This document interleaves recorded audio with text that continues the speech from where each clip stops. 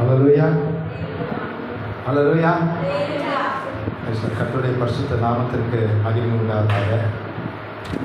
இந்த நாளில் ஒரு எதிர்பார்ப்போடு கூட நான் இங்கே ஆலய ஆராதனைக்கு வந்தேன். ஸோ இங்கே வந்தப்போ கர்த்தர் ஒரு சில கேள்விகளுக்கு எனக்கு பதில் கொடுத்தார். ஸோ அந்த வர்ஷிப் ஆரம்பித்ததுக்கு ஸோ பிரதர் அருமையாக வர்ஷிப் பண்ணார். கர்த்தருக்கு ஸ்தோத்திரம். ஸோ ரெண்டாவது அந்த வர்ஷிப் டைமில் அவர் சொன்னதான காரியம், ஸோ நமக்கு முன்னாடி சிங்கம் இருந்தால் எப்படி இருக்கும் பேசுகிறார். 7 முறை அந்த ஃபர்னேஸை அந்த தீயை அதிகரித்தா எப்படி இருக்கும்? நம்ம அந்த இடத்துல நிற்போமா? இப்போ ரீசெண்டாக கூட நேற்று முன்னாலோ ஒரு காரியம் நான் பார்த்தேன். ஒரு ஒரு ஒரு ஊருக்குள்ளே புலி நடந்து போச்சான். அது யூடியூப்லேயோ ஃபேஸ்புக்லேயோ கூட வந்தது. ஸோ அப்போ பிரதர் சொன்ன மாதிரி ஒரு சிங்கம் இங்கே இருக்குன்னா நம்மளால் என்ன செய்வோம்? பாஸ்டர் சொன்ன மாதிரி கையை பாக்கெட்டுகளில் கையோடும் ஏதாவது கடிக்கலாம், இல்லை வேறு ஏதாவது நடக்கலாம். ஓகேவா? ஸோ அதே மாதிரி அந்த நேரத்தில் அவர் எனக்கு வெளிப்படுத்தின, நான் கர்த்தர் மூலமாக அவரிடத்துல பெற்றுக்கொண்ட ஒரு வார்த்தை, ஆராதிப்போம் ஆராதிப்போம் ஆராதிப்போம் ஆராதிப்போம். பேசுகிறார். Thank you brother. ஸோ அந்த சூழ்நிலையும், எந்த விதமான கடினமான சூழ்நிலையிலும் இன்றைக்கி நாம் கற்றுக்கொண்ட ஒரு பாடம், ஆராதிக்கிற நிலையில் எத்தனை பேர் வந்தாங்கன்னு எனக்கு தெரியல. ஆராதிக்கிறேன். ஹல்லேலூயா. கடினமான சூழ்நிலைகளானாலும், கஷ்டமான சூழ்நிலைகளானாலும், சவாலான சூழ்நிலைகளானாலும், கண்ணீரின் மத்தியிலும், கவலைகளின் மத்தியிலும், பயத்தின் மத்தியிலும், தோல்வியின் மத்தியிலும் ஆராதிக்கணும்னு இன்றைக்கி கர்த்தர் பேசிட்டார், அடித்து சொல்லி கொடுத்தார். ஹல்லேலூயா. அதே மாதிரி ரெண்டாவது பாஸ்டர் பேசும்பொழுது அழகாக சொன்னார், யாரையும் பார்க்காதீங்க, யாரையும் பார்க்காதீங்க. உங்களுக்கு முன்னாடி இருக்கிற கோலியாத்தை பார்க்காதீங்க, உங்களுக்கு முன்னாடி இருக்கிற தீர்க்கதரிசியை பார்க்காதீங்க, உங்களுக்கு முன்னாடி இருக்கிற போதகரை பார்க்காதீங்க, உங்களுக்கு முன்னாடி இருக்கிற தேவனை நோக்கி பாருங்க. ஹல்லேலூயா, ஹல்லேலூயா. அந்த வசனம் ஞாபகம் இருக்கா? கரெக்டாக சொல்ல முடியுமா யாராவது? சங்கீதம் 62:5. ஹல்லேலூயா. என் ஆத்துமா தேவனையை நோக்கி அமர்ந்திருக்கிறது. ஹல்லேலூயா. ஸோ சங்கீதம் 62:5 அவர் சொன்னார். அது மாத்திரமல்ல, இன்றைக்கி நம்ம வாசித்ததான எல்லாரும் சேர்ந்து வாசித்த நான் சங்கீதத்தில் 13-14 கடைசி அழகாக சொன்னார். 14-15 தேவனுக்கு ஸ்தோத்திரம் பண்ணிட்டு உன்னதமானவருக்கு உன் பொருத்தனைகளை செலுத்து. தேவனுக்கு ஸ்தோத்திரம் பண்ணிட்டு உன்னதமானவருக்கு உன் பொருத்தனைகளை செலுத்து. ஏன்னா ஸ்தோத்திரம் பண்ணிடுகிறவன் தேவனை மகிமைப்படுகிறான். தன் வழியை செவ்வைப்படுத்துகிறவன் தேவனுடைய ரட்சிப்பை வெளிப்படுத்துவேன்னு சொல்கிறார். ஸோ எப்போ ஒரு மனுஷன் தன்னுடைய வழியை செவ்வைப்படுத்த முடியும்னா, கர்த்தருக்கு முன்னாடி நம்ம பொருத்தனை பண்ணால் தான் முடியும். கர்த்தருக்கு முன்னாடி நம்ம சாக்ரிஃபைஸ் பண்ணால் தான் முடியும். பொருத்தனையை குறித்த காரியம் யாருக்காவது தெரியல அப்படின்னா, என்னாகமம் 30ஆம் அதிகாரத்தை தயவு செஞ்சு இப்போ வேணாம், இதை நீங்கள் நோட் பண்ணிக்கோங்க, வீட்டில் போய் படித்து பாருங்கள். நேற்று தான் இதை குறித்து என் மகள்கிட்ட நான் பேசிட்டு இருந்தேன். என்னாகமம் 30ஆம் அதிகாரத்தில் பொருத்தனையை குறித்த காரியங்கள் அருமையாக இங்கே சொல்லப்பட்டிருக்கு. பொருத்தனை பண்ணின பின் அதை கர்த்தருக்கு அதை நிறைவேற்று. ரெண்டாவது சொல்லப்பட்டிருக்கிறது, உன் ஆத்மாவை ஒடுக்கி நீ சில நிபந்தனைக்கு உட்படுத்தினால் அதை நிறைவேற்ற தவறாதேன்னு சொல்லப்பட்டிருக்கு. அதே மாதிரி ஒரு சில பொருத்தனைகளை நீங்கள் விட்டு விலகி போகலாம், விட்டுலாம். அந்த பொருத்தனைகள்லாம் பாஸ்டர் சொன்ன மாதிரி ஒருத்தர் பொருத்தனை பண்ணார், பாஸ்டர்கிட்ட பேசினார். பாஸ்டர் அழகாக சொன்னார், நீ பொருத்தனை பண்ண வேணா, நீ இதை செய்ய உன்னுடைய காரியம் வாய்க்கும். அதே மாதிரி பொருத்தனையிலேருந்து விலகுவதற்கும் அங்கே என்னாகும் 30 அழகாக சொல்லப்பட்டிருக்கு. ஸோ அந்த காரியங்களை நீங்கள் படித்து பாருங்கள். ஸோ இதெல்லாம் நான் ஏன் இன்றைக்கி நான் சொல்கிறேன் அப்படின்னா, இந்த நாளுக்கு உரிய செய்தியில் நம்ம நிறைய பேர் பார்த்திங்கன்னா பொருத்தனை பண்ணியிருப்போம். ஹல்லேலூயா, ஹல்லேலூயா. ஸோ இன்றைக்கி கர்த்தர் நம்மளோட கூட 3 காரியத்தை தெளிவாக பேச அவர் காத்திருக்கிறாரு. நம்மை உண்டாக்கி உருவாக்கினவர் யார்? ஹலோ, ஹலோ, சந்தேகம் இருக்கா யாருக்காவது? இதுக்கு நான் தெளிவான ஒரு உதாரணம் கூட நான் சொல்லுவேன். அதாவது ஒரு தாய் எப்போ குழந்தை பிறக்கும், முதலாவது என்ன நடக்கும்? இயேசுவே பேரை பற்றி எடுத்தாங்களா இருக்கீங்க, கரு உண்டாகும். கரெக்டா? ஸோ அந்த கரு உண்டாகி அந்த குழந்தை வயிற்றுல ஃபார்ம் ஆயிருக்குன்னு யார் கண்டுபிடிப்பா? யாருக்காவது கூல்ட்ரிங்க்ஸ் வேணுமா? தூக்க கலத்தில் இருக்கீங்களா?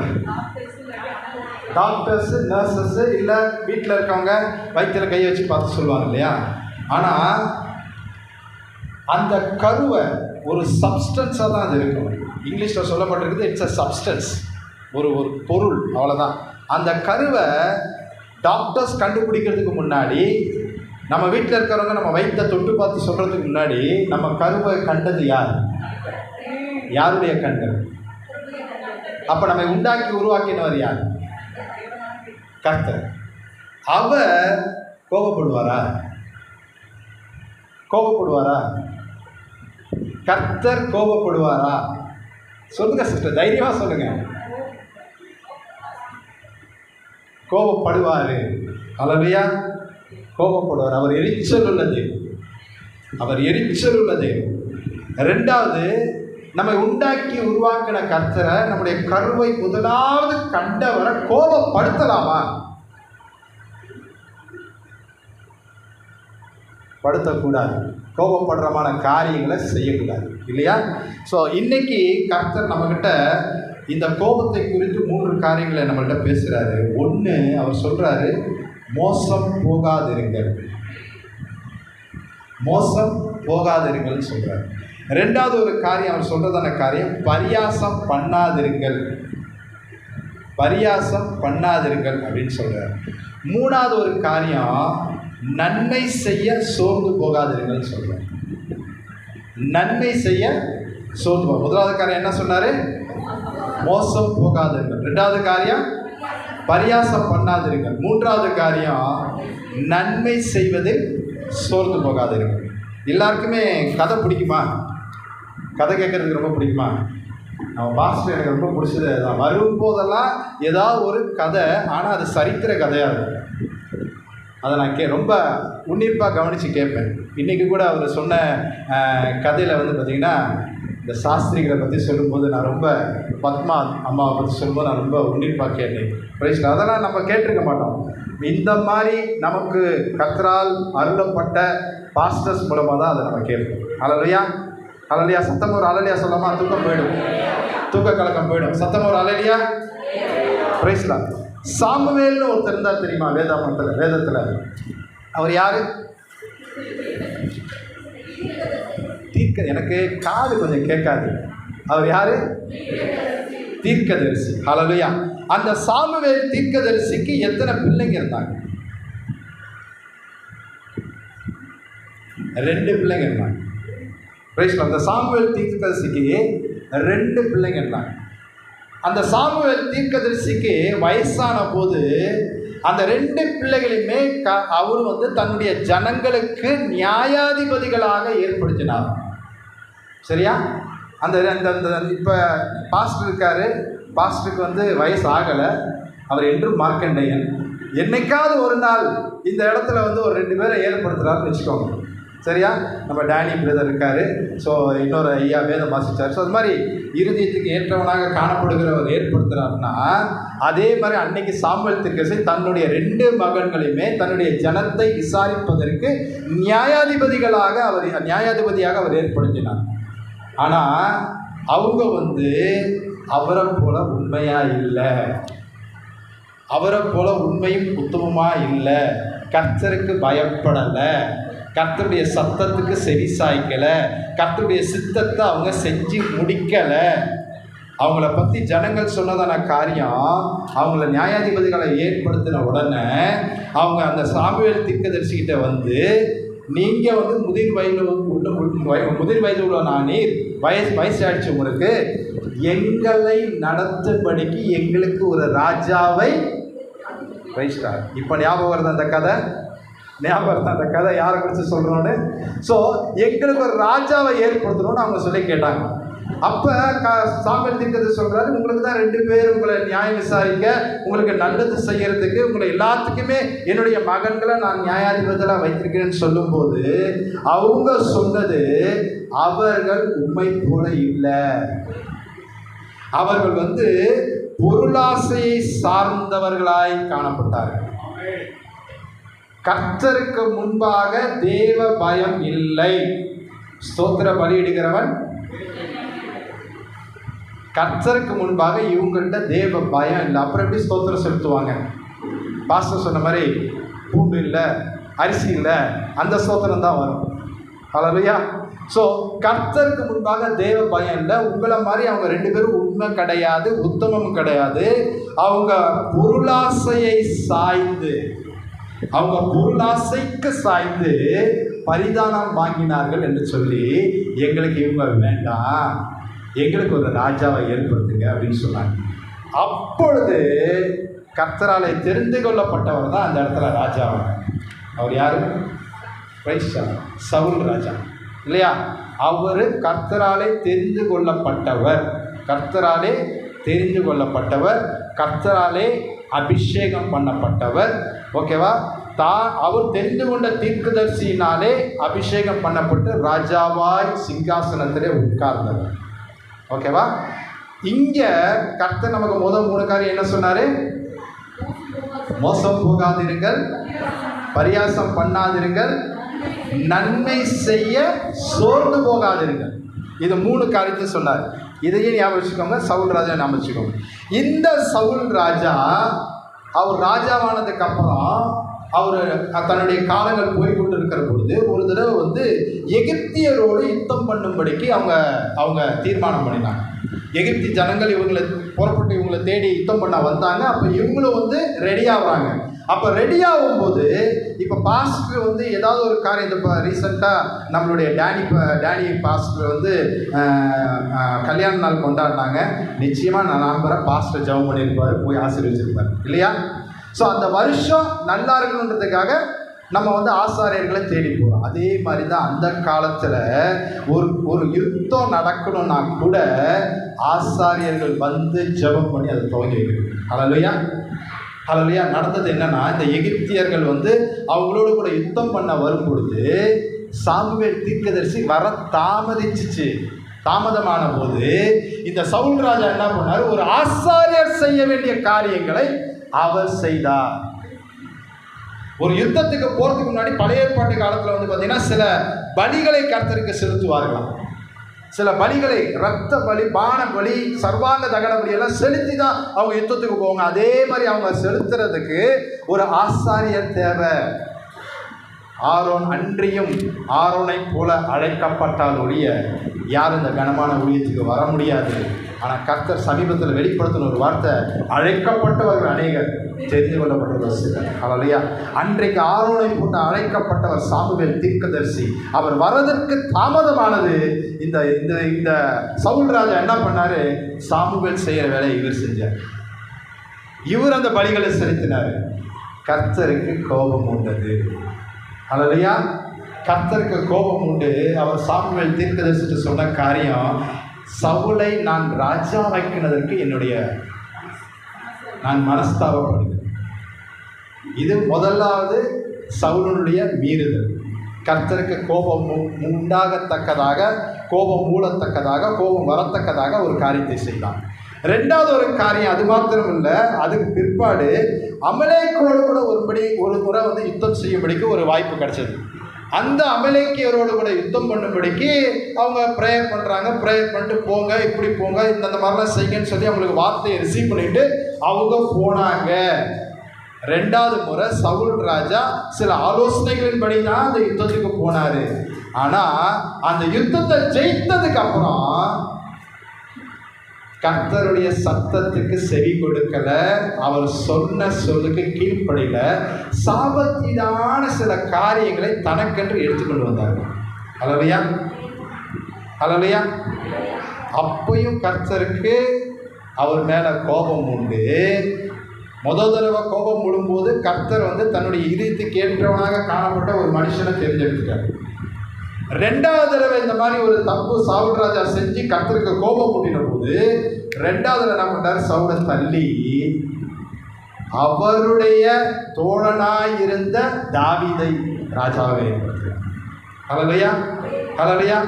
ஸோ இப்போ கர்த்தர் கோபப்படுவாரா? கோபப்பட மாட்டார்.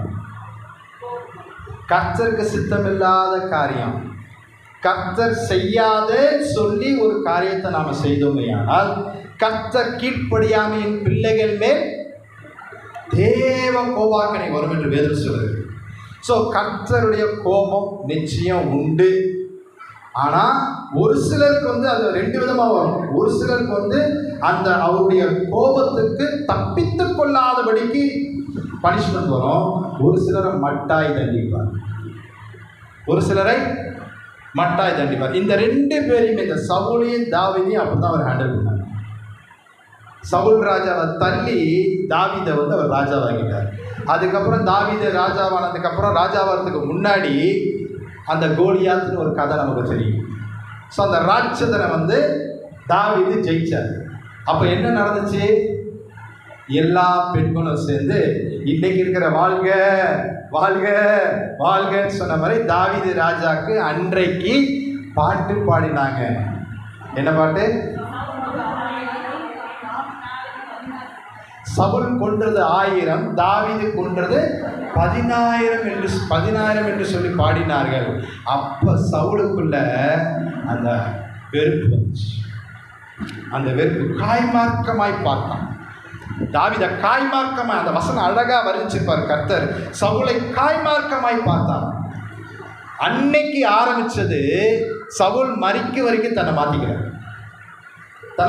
எத்தனையோ வாய்ப்புகள் கிடைத்தும் கர்த்தர் அவருக்கு ஜீவிக்கும்படிக்கு வாய்ப்பு கொடுத்தும், தன் தவறை உணர்ந்து திருந்தி வாழும்படிக்கு வாய்ப்பு கொடுத்தும் அவர் திருந்தல.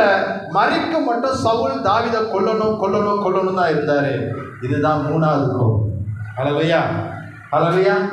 ஸோ இந்த காரியங்கள் நமக்கு தெரியும் இல்லையா? இந்த காரியங்கள்ல இருந்து தான் கர்த்தர் நமக்கு இன்னைக்கு சொல்றாரு, மோசம் போகாதீர்கள். 2வது, பரியாசம் பண்ணாதீர்கள். 3வது, நன்மை செய்ய சோர்ந்து போகாதீர்கள். இப்போ வாசிக்கலாமா? கலாத்தியர் 6ஆம் அதிகாரம் 7லிருந்து 10 வசனங்களை. கலாத்தியர் 6, 7லிருந்து 10 வசனங்கள்.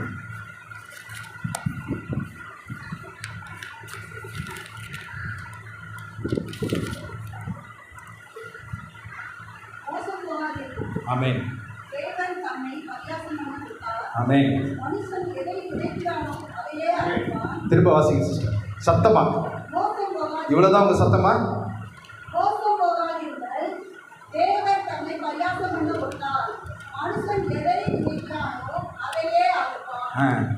வாசிங்க சிஸ்டர்.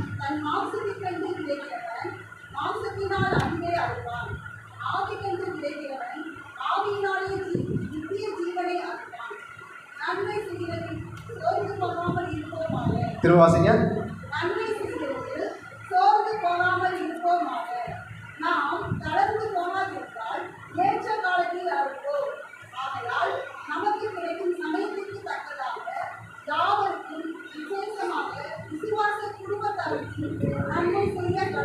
ஆமென், ஆமென்.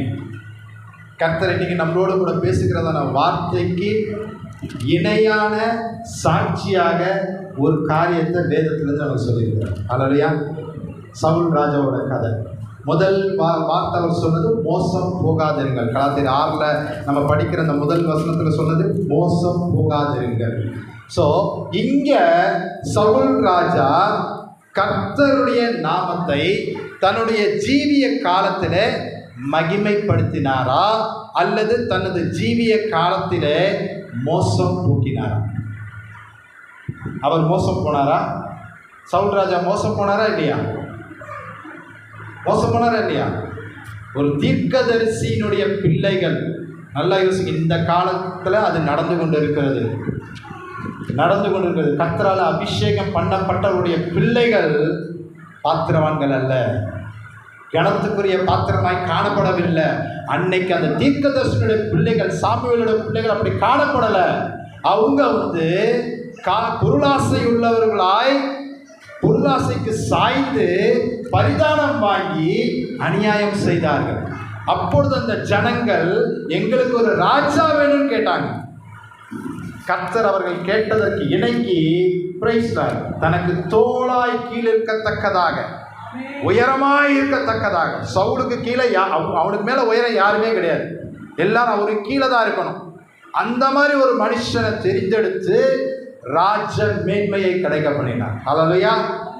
ஆனால் கர்த்தரை கோபப்படுத்தின நிமித்தம் அந்த ராஜ மேன்மையை அவரிடத்திலிருந்து தேவனிடத்திலிருந்து அவர் இழந்து போனார். இதற்கு இன்னும் சாட்சியா சொல்லணும்னா, இன்னைக்கு பாஸ்டர் அந்த அபிஷேக ஆராதனையை குறித்து பேசுகிறார். ஸோ நான் என்னுடைய அனுபவத்தில் நான் சொல்கிறேன். நான் சர்ச்சஸில் நான் பார்த்துருக்கிறேன். நான் எங்கெல்லாம் போய் நான் ப்ரீச் பண்ணுறனோ அங்கெல்லாம் பார்த்திங்கன்னா அந்நிய பாஷையின் அடையாளங்களோடு கூட ஜெபிப்பது உண்டு, ஆராதிப்பது உண்டு.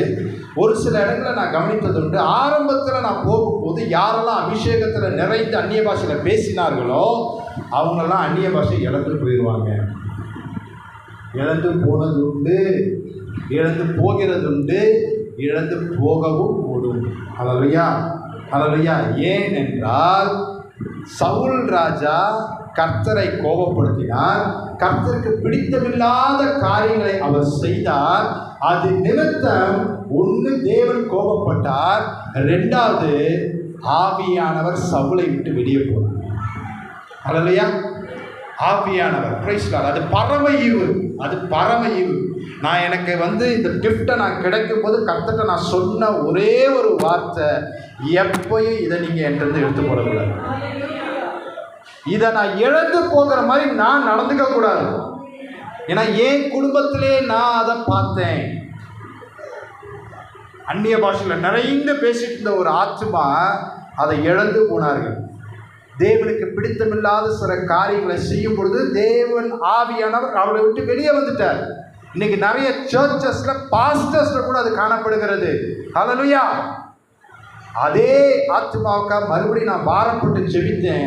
அவர்கள் தங்கள் தவறை உணர்ந்து திரும்ப அந்த தாகத்துக்காக கெஞ்சினார்கள், கதறினார்கள், திரும்ப அபிஷேகத்தை பெற்றுக்கொண்டார்கள். ஆனால் நான் இந்த பெற்றுக்கொண்ட அபிஷேகத்தை ஒரு நாள் கூட எழுத விடக்கூடாது. ஹல்லேலூயா. ஆனால் சவுல் ராஜா கர்த்தரை கோபப்படுத்துறதுனால அந்த அபிஷேகத்தை அவர் இழந்து போனார்.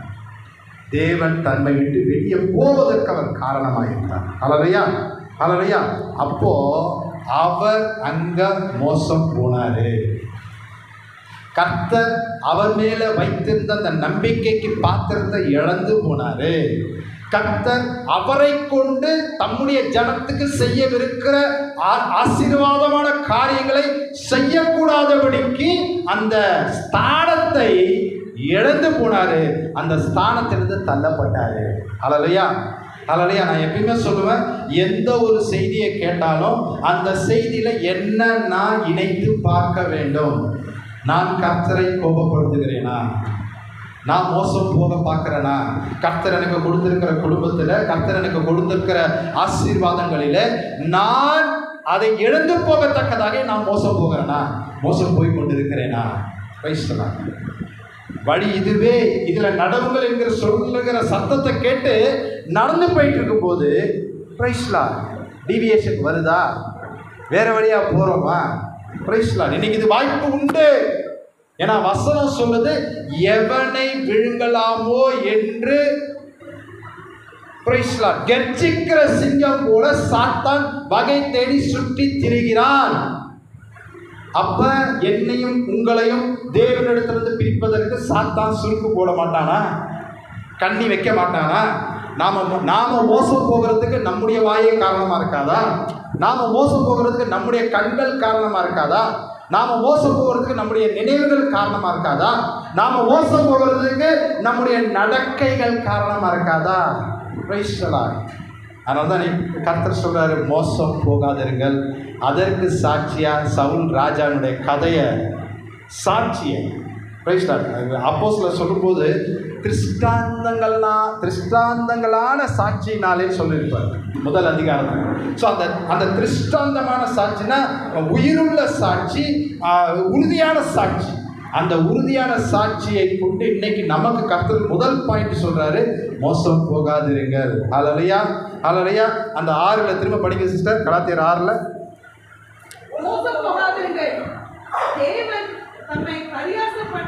ஆமென். அடுத்த பாயிண்ட் கவனிக்கிறோமா? அடுத்த பாயிண்ட் இமிடியேட்டா அவர் சொல்றது, மோசம் போகாதிருங்கள், தேவன் தம்மை பரியாசம் பண்ண ஒட்டார் அப்படின்னு சொல்றாரு. அதாவது இங்கிலீஷ்ல எப்படி போட்டிருக்கோம்னா, காட் இஸ் நாட் மார்க்டு.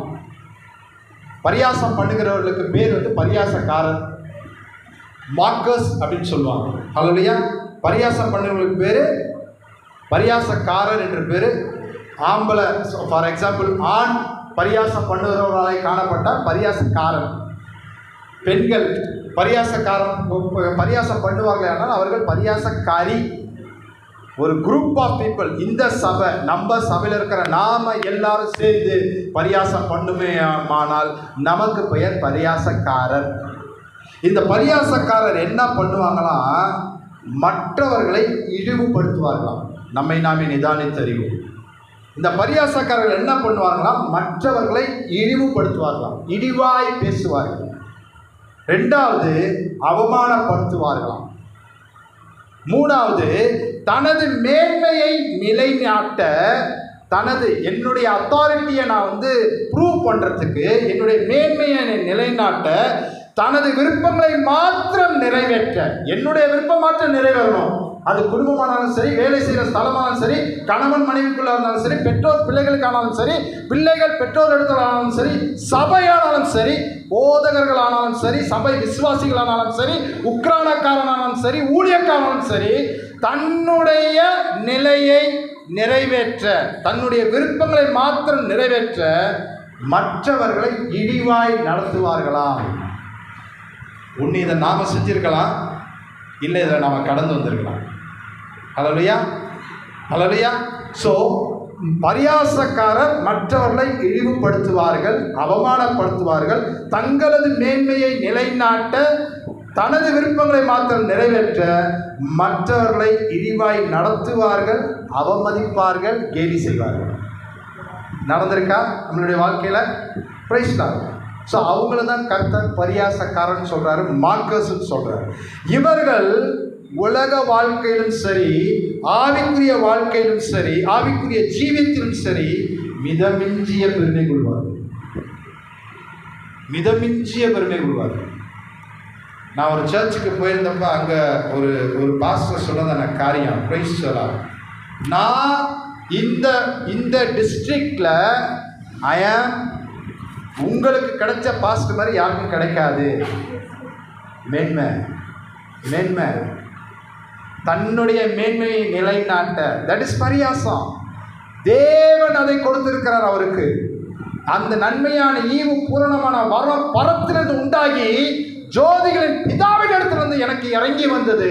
ஆனால் அங்கே என்ன நான் மேன்மைப்படுத்த நினைச்சேன்னா, நான் தேவனை பரியாசம் பண்ணுகிறேன். ஹல்லேலூயா, ஹல்லேலூயா.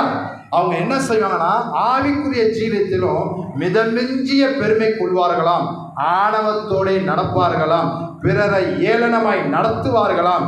மிக மிக முக்கியமாய் திருத்தங்களை ஏற்றுக்கொள்ள மாட்டார்கள்.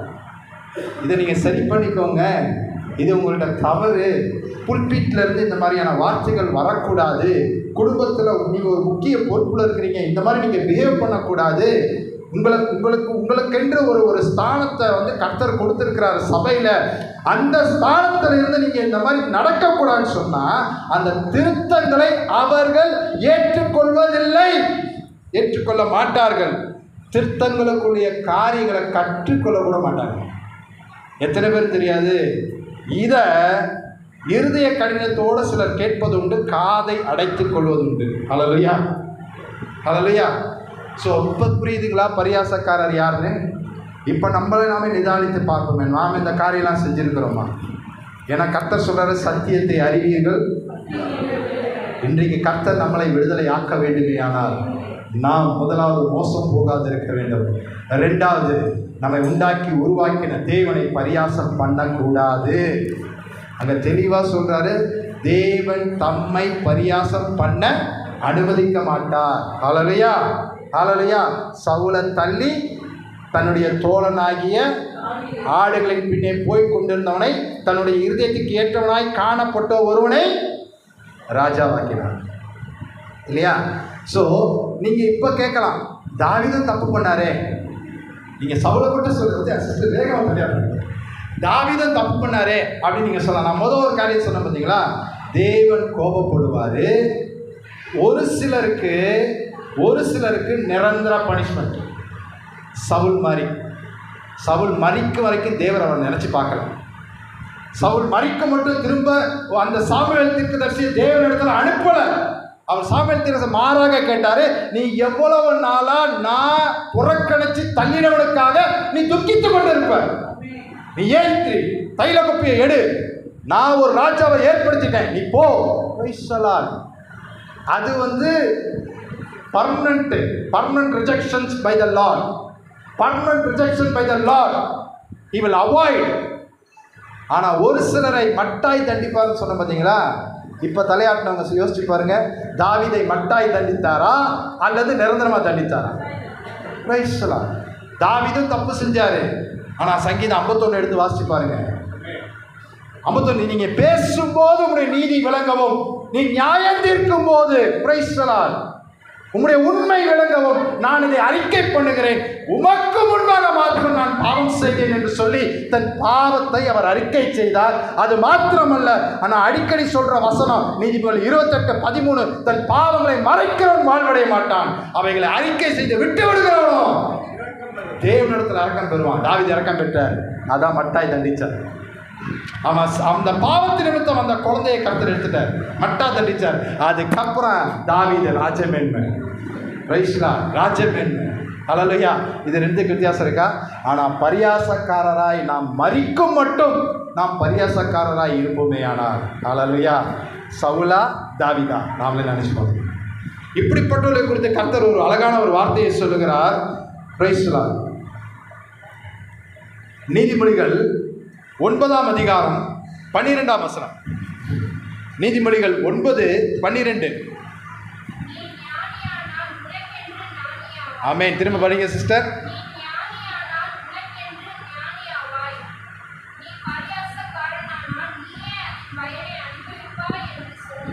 ஆமென். நீயே அதன் பயனை, நீயே அதன் பலனை அனுபவிப்பான் வேத சொல்ற. ஸோ கர்த்தர் நம்மளை ஒரு நிலைக்கு கொண்டு வந்துட்டார். ஓகேவா? இயேசு கிறிஸ்து தம்முடைய சொந்த ரத்தத்தினாலே நம்முடைய பாவங்களை கழுவினாரா இல்லையா? சத்தம் வரலையே. ஆமென். இயேசு கிறிஸ்து தம்முடைய சொந்த ரத்தத்தினால நம்முடைய சகல பாவங்களை நீக்கி நம்மை சுத்திகரித்தாரா இல்லையா? ஆமென். கிழக்குக்கும் மேற்குக்கும் எவ்வளவு தூரமோ அவ்வளவு தூரமாய் நம்முடைய பாவங்களை அவர் எரிந்து போட்டாரா இல்லையா? அப்ப இந்த வசனத்தை யோசிச்சு பாருங்க. மோசம் போகிறோமா? தேவனை பரியாசம் பண்ணுகிறோமா? அங்க அழகா சொல்றாரு, நான் உன்னை எனக்கு ஸ்தானாதிபதியாய் நிறுத்தியிருக்க, என்னுடைய மகனாய் என்னுடைய மகளாய் தெரிந்தெடுத்திருக்க, உன்னை அநேகருக்கு ஜாதிகளுக்கு தகப்பனாய் தாயாய் நான் ஆசீர்வதிக்கும்படிக்கு உன்னை நான் வைத்திருக்க, நீ ஞானி என்றால் உன்னுடைய டிராவல்ல பாவ மன்னிப்பை பெற்ற நிச்சயத்தை பெற்ற பிறகு, அபிஷேகத்தை பெற்ற பின்பு, கர்த்தரோட கூட கைகோர்த்த பின்பு, ரூபவதியே என் நேசரே என்று அழைத்த பின்பு, நான் கரம் பிடித்து நடக்கும் பொழுது நான் ஞானியாய் செயல்படுகிறேனா? சமீபத்தில் ஒரு மகளுக்கு நான் சொன்ன காரியம், பி வைஸ், ஸ்பீக் வைஸ்,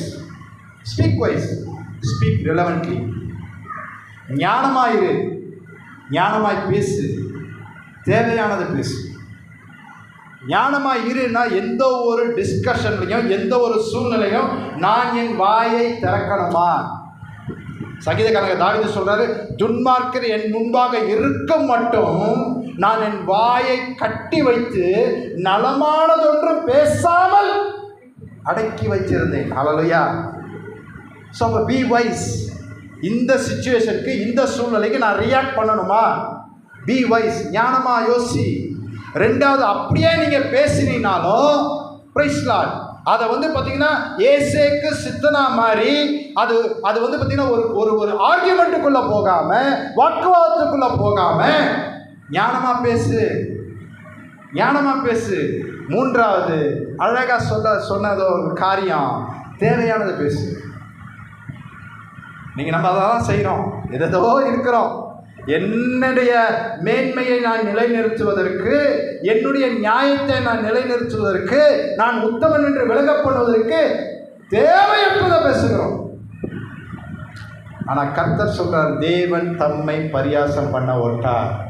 உனக்கு நான் கொடுத்திருக்கிற இந்த வாழ்க்கையை நீ மேன்மையாக கருது, நீ மேன்மையாக கருது. பிரைஸ்ல. அதனால தான் அவர் சங்கீதக்காரங்க தாவீது சொல்வார்,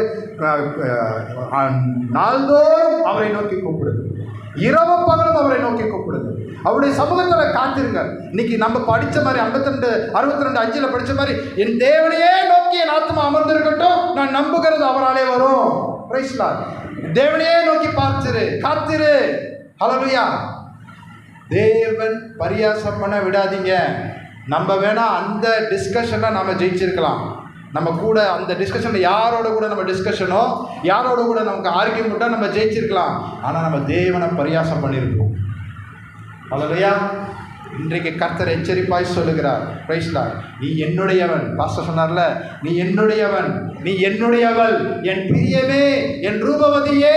அவ உறங்க மட்டும் அவளை எழுப்பாதன்னு சொன்னார்ல, அந்த கர்த்தர் சொல்றார், மோசம் போகாதிருங்கள், பரியாசம் பண்ணாதிருங்கள், தேவன் தம்மை பரியாசம் பண்ண ஒட்டார் அப்படின்னு சொல்றாரு. மூன்றாவது ஒரு காரியம் அவர் சொல்றாரு.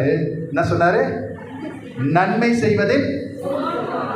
நன்மை செய்வதில் சோர்ந்து போகாமல் இருங்கள் என்று சொல்றாரு. நாம நன்மை செய்கிறோமா? நமக்குள்ளேயே ஒரு எக்ஸ்கிளமேட்டரி மார்க், ஆச்சரியக்குறி இருக்கு இல்லையா? நம்ம எல்லா நேரத்துலையும் நன்மை செய்கிறோமா? எல்லாருக்கும் நன்மை செய்கிறோமா? எல்லா இடத்துலையும் நன்மை செய்கிறோமா? இருக்கு இல்லையா? உண்மை. ஏன்னா வசனமே சொல்லுது, நன்மையே செய்யத்தக்க நீதிமான் ஒருவனும் இல்லை. Hallelujah. It's a continual process. தேவன் எனக்கென்று கொடுத்திருக்கிற அந்த ஜீவ கிரீடத்தை நான் பெறும்படிக்கு எனக்கு நியமிக்கப்பட்ட ஓட்டத்தில் நான் பொறுமையோடு ஓடும் பொழுது இதையெல்லாம் நான் கண்டினியூல் ப்ராசஸ். இன்னைக்கு காலையில் நான் ஒரு சர்ச்சுக்கு போகும்போது அங்கே காதார கேட்ட ஒரு வார்த்தை, நீதிமான் 7 தரம் விழுந்தாலும் பிரைஸ்லா, நாம நீதிமான். இன்றைக்கு கர்த்தர் நமக்கு ஊழியம் செய்கிறாரு. நீ விழுந்துட்டப்பா, ஆனால் விழுந்து கிடக்காத. துன்மார்க்கன் தன் தீங்கிலே கிடப்பான், ஆனால் நீதிமான் 7 தரம் விழுந்தாலும் திரும்ப எழுந்திருப்பான். எப்போ? டாடி நான் தப்பு பண்ணிட்டேன், டாடி நான் மனப்பதிரி பேசிட்டேன், டாடி நான் கோபப்பட்டுட்டேன், நான் எரிச்சல் அடைந்துட்டேன், பொறாம கொண்டுட்டேன், அவதூறா பேசிட்டேன், உருவகுத்துக்கிற வார்த்தைகளை கொண்டு பேசிட்டேன், அவங்களுடைய இருதயத்தை பிளக்கம் பண்ணுகிற வார்த்தைகளை கொண்டு பேசிட்டேன், பலசமா எடுத்து பேசினேன் டாடி. நீங்க ஒருத்தரை பாவத்திலிருந்து ரட்சித்திருக்க நான் அவங்களை குற்றப்படுத்தி பேசிட்டேன் டாடி. Price the Lord. நீதிமான் 7 தரம் விழுந்தாலும் திரும்பவும் எழுதியிருப்பான். இன்றைக்கு கர்த்தர் அந்த வாய்ப்பை நமக்கு கொடுக்கிறாரு. தம்மை பரியாசம் பண்ண அனுமதிக்காது இருக்கிற கர்த்தர் சொல்றாரு, நன்மை செய்வதில் சோர்ந்து போகாது. ஹல்லேலூயா. நன்மை செய்கிறதுல எப்படி சோர்ந்து போகாமல் இருக்கணும்னா, சிம்பிளா சொல்லணும்னா, நாமெல்லாம் கிறிஸ்துவனுடையவர்கள் தானே? ஹலோ கிறிஸ்துவனுடையவர்கள் தானே? ஸோ நாமெல்லாம் உபவாசிக்கிறோமா? எத்தனை பேர் உபவாசிக்கிறோம்? உபவாச நாள்னு ஒன்று இருக்கா நமக்கு? என்னைக்கு? வெள்ளிக்கிழமை. எல்லாரும் அன்னைக்கு என்ன செய்கிறோம்? அது மட்டும் மெயினாக சொல்லிடுவோம், சாப்பிட்றதில்ல, ஒருவேளை சாப்பாட்டை தவிர்த்துருவோம்.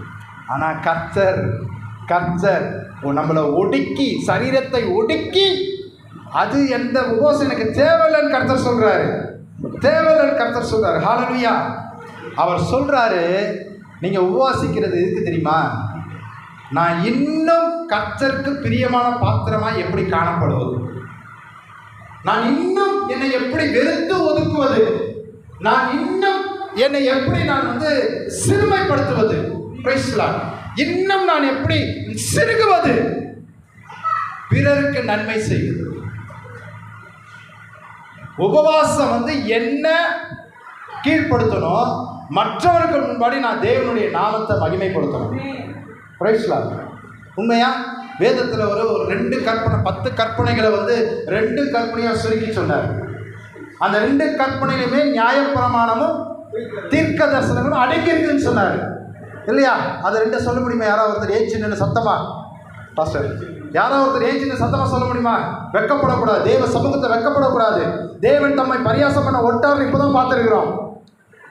தேவனாகிய கர்த்தரிடத்தில் உன் முழு இதயத்தோடும் முழு ஆத்மாவோடும் முழு பலத்தோடும் அன்பு கூறுவாயாக.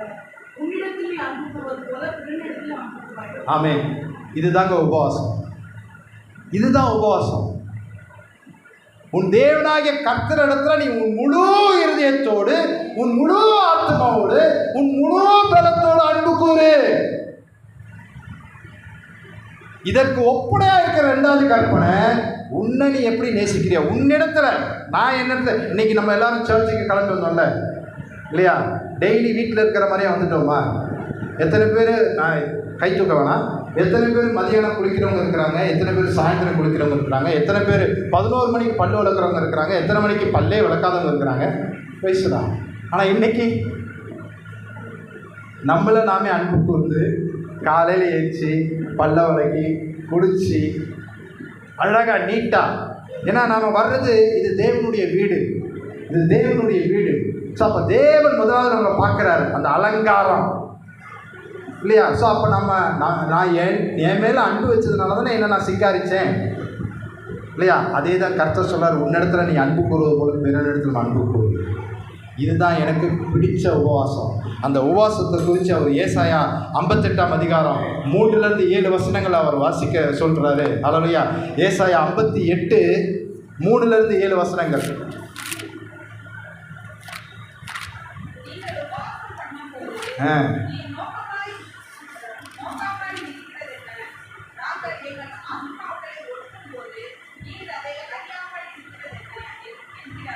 இது யார் கேட்குறான்னா, நம்மள மாதிரி உபவாசம் பண்ணுறவங்க கேட்குறாங்க.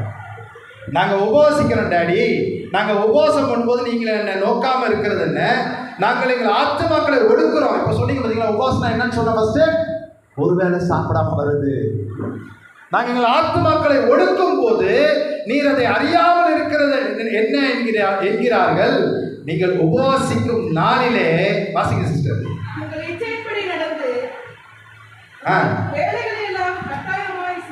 ஆமென். அது மாத்திரமல்ல, 4வது வசனம், இதோ வழக்குக்கும் பாதுக்கும் துஷ்டதனத்தையுடைய கையினால் குத்துகிறதற்கும் உபவாசிக்கிறீர்கள். ஆமென். நீங்கள் உங்கள் கூக்குரலை உயர்த்தி நீங்கள் உங்கள் கூக்குரலை உயரத்திலே கேட்க பண்ணியிருக்கிறீர்கள். இந்நாளில் உபவாசிக்கிறது போல் உபவாசியாதீர்கள். ஆமென். நம்ம எப்படி உபவாசிக்க கூடாதுன்னு எங்கள் கர்த்தர் க்ளீனாக சொல்லிட்டார்.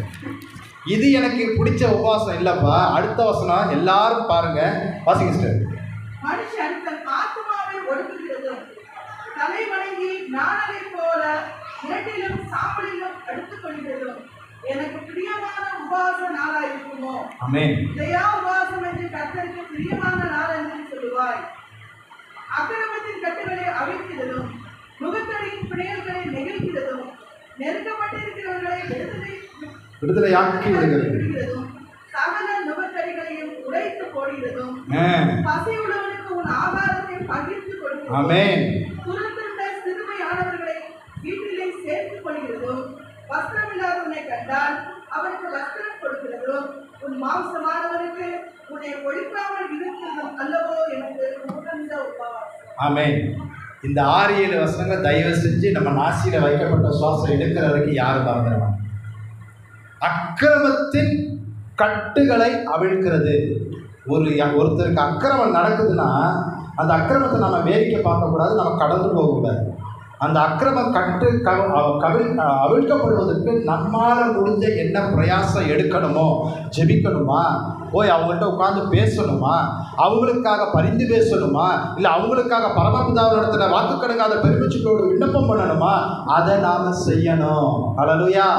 அக்கிரமத்தின் கட்டுகளை அவிழ்க்கிறதும் நுகத்தடியின் பிகில்களை, நுகம், யோக் கர்த்தர் ஒரு இடத்துல சொல்வார், let every yoke will be destroyed in the presence of the Lord. கர்த்தருடைய சமூகத்தில் நாம் நின்று ஆராதிக்கும் பொழுது, அபிஷேகத்தில் நிரம்பி ஜெபிக்கும் பொழுது எல்லா நுகங்களும் முறிக்கப்படும். அதுதான் இங்க. அப்ப நம்ம அபிஷேகத்தில் இருக்கணும். நுகங்களை முறிக்கத்தக்க அபிஷேகம் எனக்குள்ள காணப்படணும். ஹல்லேலூயா. Hallelujah. Every yoke will be broken when we are filled with the Holy Spirit and His power. Hallelujah. So அது அடுத்தது அவர் சொல்கிறார், நுகங்களை அக்கிரமங்களின் கட்டுகளை அவிழ்க்கிறதும் நுகத்தின் பிணைல்களை நெகிழ்கிறதும் நெருக்கப்பட்டிருக்கிறவங்களை விடுதலையாக்குகிறதும். நம்மளுடைய குடும்பத்தில் இருக்கலாம், நம்மளுடைய சபையில் இருக்கலாம், நம்மளுடைய வேலை ஸ்தலத்தில் இருக்கலாம், யாருக்காவது ஒரு நெருக்கம் உண்டாகும். அதனால தான் கர்த்தர் அழகா சொல்லுவார். சமீபத்தில் நான் அதை படித்தேன், ஏசாயாவா இதில் 52 தெரியல, இலைப்படைந்தவர்களுக்கு சமயத்துக்கேற்ற வார்த்தை சொல்ல நான் அறிந்து கொள்ளும்படி எனக்கு கல்விமானி நாவை தந்தரணும், கற்றுக்கொள்ளுகிறவரை போல என்னை எழுப்பியறலும், காலைதோறும் கற்றுக்கொள்வதை போல கவனிக்கும்படிக்கு என்னை கேட்க செய்யும். இது என்னுடைய ஊழியத்தில் நான் கிளைம் பண்ணி ஜெபிக்கிற வசனம். ஸோ அப்போ இங்கே நெருக்கப்பட்டு இருக்கிறவங்க யாருன்னு நம்ம தெரிஞ்சால் அவங்களுக்கு அந்த நேரத்தில் அவங்க இளைப்பாறுதல் அடையும்படியாக, என் நேச குமாரத்தி உறங்குறா, அவள் டயர்டாக உறங்குறா, அவளை எப்போ எழுந்திரிக்கலாம் அது வரைக்கும் அவளை எழுப்பாதீங்கன்னு சொல்கிற மாதிரி அந்த இலைப்படைதலுக்கு ஏற்ற சமயத்துக்கு ஏற்ற வார்த்தை பேசுகிறார். அதுதான் அந்த வார்த்தை நெருக்கப்பட்டிருக்கிற விடுதலையாக்குறது. அது மாத்திரம் இல்லாமல் பசியில்லவங்களுக்கு ஆகாரம் கொடுக்கணும்னு சொல்கிறாரு, துரத்துண்டவர்களை வீட்டில் சேர்த்துக்கணும்னு சொல்கிறாரு, வஸ்திரம் இல்லாதவர்களை கண்டால் வஸ்திரம் கொடுக்கணும்னு சொல்கிறாரு.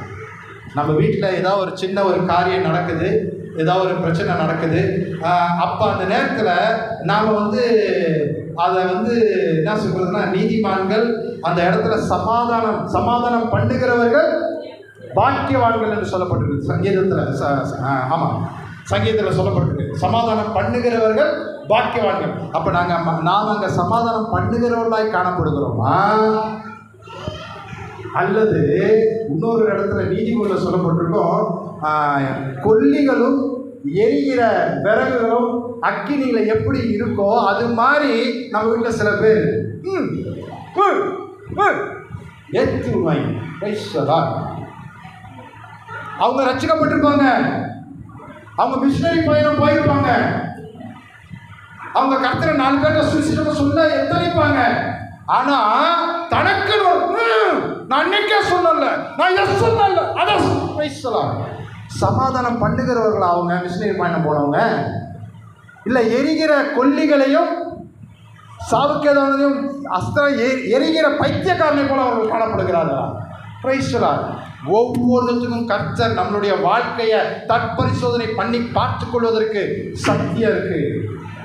அதனால தான் அவர் சொல்றார், சத்தியத்தை அறிவீர்கள், சத்தியம் உங்களை விடுதலையாக்கும். இன்னைக்கு நமக்கு விடுதலையாக்குகிற சத்தியம் மோசம் போகாதீர்கள். இன்றைக்கு நம்மை விடுதலை பண்ணுகிற சத்தியம் பரியாசம் பண்ணாதிருங்கள். 3வது, நன்மை செய்தல சோர்ந்து போகாது. இந்த சவுல் ராஜா நன்மை செய்யவே இல்லை. அவர் கடைசி வரைக்கும் தாவீதுக்கு கெட்டது தான் செய்யப்பட்டார். ஆனால் தாவீது கடைசி வரைக்கும் சவுல் ராஜாவுக்கு நன்மை தான் செய்யப்பட்டார். 3 தடவை அவரை கொல்லும்படிக்கு இவ்வளோ பக்கத்தில் வாய்ப்பு கிடைச்சப்ப கூட அவர் செய்யலை. அவர் இங்கே சொன்ன ஒரு வசனம் என்ன தெரியுமா? கர்த்தரால் அபிஷேகம் பண்ணப்பட்டவனை நான் இப்படி தொடுவது. அதை சொல்லி தான் சவுல் ராஜாவோட தலையை கொண்டு போட்டார். சவுல் ராஜா யுத்தத்தில் மரிச்சாருன்னு சொல்லிட்டு ஒருத்தன் சொல்லுவான். அவன் அங்கே என்ன சொல்லுவான், நான் அவனை கொண்டுட்டேயான்மா பெருமையா. அப்போ அங்கே சொல்லுவார், கர்த்தரால் அபிஷேகம் பண்ணப்பட்டவனை நீ எப்படி கொண்டான்னு சொல்லிட்டு அவனை கொண்டுருவார். பிரைஸ்தான். ஸோ நம்மை நாமே நிதானித்தறிவோம். அல்லேலூயா. நம்மை நாமே நிதானித்தறிவோம். நாம் அந்த கொல்லிகளை, அந்த எரிகிற நெருப்பு தழலை போல, பைத்தியக்கார எரிகிற அம்புகளை போல நம்முடைய குடும்பத்தில் சமாதானத்தை குலைக்கிறவர்களாய் காணப்படுகிறோமா? தேவனை பரியாசம் பண்ணுகிறோமா? அந்த ஸ்தானத்தை எனக்கு கொடுத்திருக்கிறாரு. நீ ஸ்தானாதிபதி, நீ ஊழியக்காரன், நீ மிஷினரி, அந்த ஸ்தானத்தை கொடுத்திருக்கிறாரு. அதை மறந்து நான் தேவனை பரியாசம் பண்ணுகிறேனா? நான் மோசம் போகிறேனா? கர்த்தர் நமக்கு இன்னைக்கு தெளிவாக ஊழியம் பண்றாரு. மோசம் போகாதீர்கள், பரியாசம் பண்ணாதீர்கள். தேவன் தம்மை பரியாசம் பண்ண ஒட்டார். 3வது ஒரு காரியம், நன்மை செய்யல சோர்ந்து போகாது. ஏற்கனவே அவனை 4 பேர் 100 பேர் சேர்ந்து அடிக்கிறாங்க. நீயும் போய் என் கையை அங்கே இருக்கட்டும், என் விரல அங்கே பதிக்கிட்டோம். What is this? சமாதானம் பண்ணுகிறவர்கள் பாக்கியவான்கள். இன்றைக்கு இந்த காரியங்கள் ஒன்றும் நாம மோசம் போகாது இருக்க வேண்டுமேயானால், 2வது கர்த்தரை பரியாசம் பண்ணா ஒட்டாமல் இருக்க வேண்டுமேயானால், கர்த்தரை பரியாசம் பண்ணாது இருக்க வேண்டுமேயானால், 3வது நன்மை செய்வதில் சோர்ந்து போகாதிருக்க வேண்டுமேயானால், நல்லா கவனிங்க. நான் கிறிஸ்தவன், நான் கிறிஸ்தவன், நாம் கிறிஸ்தவர்கள் என்று சொல்லுகிற நாம், கிறிஸ்து என்னோட கூட இருந்தால் தான் கிறிஸ்தவன். கிறிஸ்து அவளோட கூட இருந்தால் தான் கிறிஸ்தவன். கிறிஸ்து அவர்களோட கூட இருந்தால் தான் கிறிஸ்தவர்கள். இவர்களுக்கு கிறிஸ்தவனுக்கு கிறிஸ்தவனுக்கு கிறிஸ்தவர்களுக்கு ரெண்டே ரெண்டு வசனத்தை சம்மட்டியில் அடித்தது போல வேதத்தில் இந்த வார்த்தை இருக்கு. அவருடைய வார்த்தை சம்மட்டியை போல பழக்கணும். ஹல்லேலூயா. வாசிக்கலாமா? நீதிமொழிகள் 14ஆம் அதிகாரம் முதல் 2 வசனத்தை. இதை யாரும் உங்கள் நாசியில் சுவாசம் எடுக்கிறதுக்கு மறந்துடாதீங்க. நம்மளுடைய ஆண்களுக்கு 2வது வசனம், பெண்களுக்கு 1வது வசனம். நீதிமொழிகள் 14:1-2 நம்முடைய நாசியில சுவாசம் எடுக்கிற வரைக்கும் மறந்துட வேணாம். படிக்கலாமா?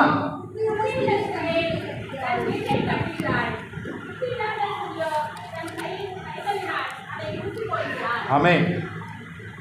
அண்ணா அண்ணா வாசிக்கண்ணே.